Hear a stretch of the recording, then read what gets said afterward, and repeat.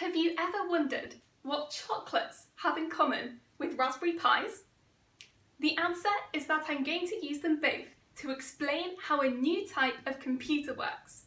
A quantum computer can help us solve problems that the world's best normal computers can't solve, even if they were running for the age of the universe.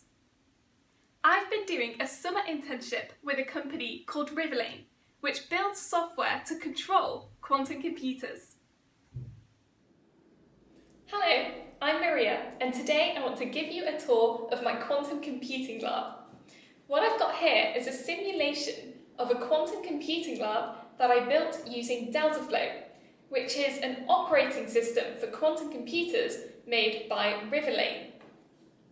Now, I'm going to start the demonstration that I'm going to show you running and then explain how it all works.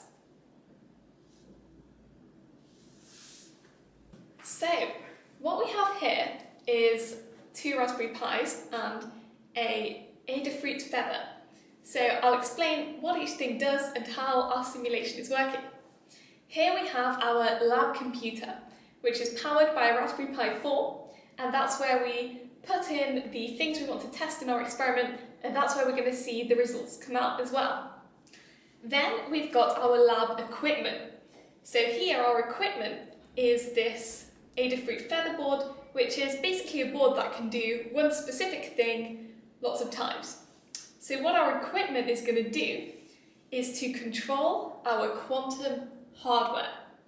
Now, our quantum hardware is a simulation running on a Raspberry Pi that pretends to be an actual quantum hardware in a quantum computing lab.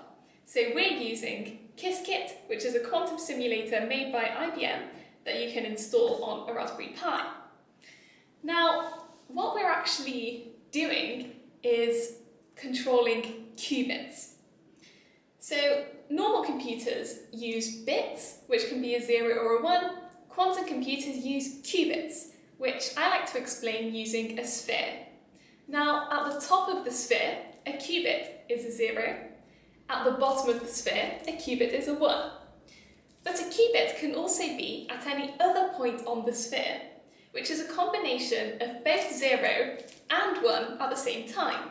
And when we measure this qubit, we've got some probability of measuring a 0 and some probability of measuring a 1. So what we're doing in this experiment is putting the qubit into lots of different states on this sphere and then measuring it lots of times to see what the probability is of getting a 1.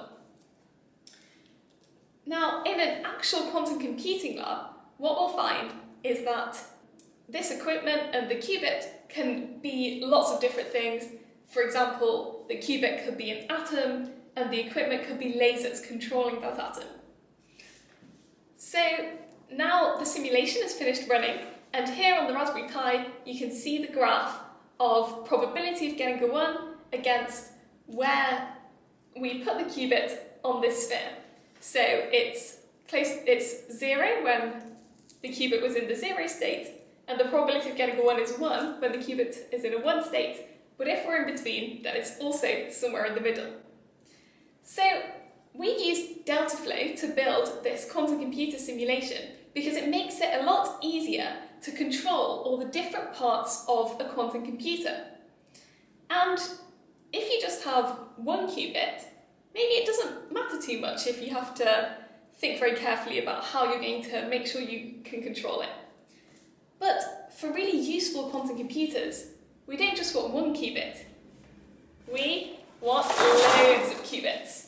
And if we're going to control loads of qubits, then we're going to need an operating system like Deltaflow, which can control all these different parts of a quantum computer automatically.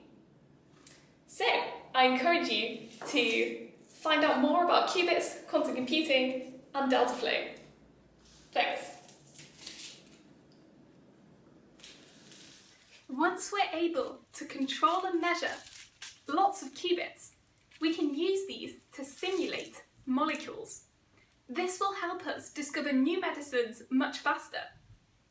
Look out for educational materials from Riverlane, which will explain how you can build your very own Raspberry Pi quantum computing lab.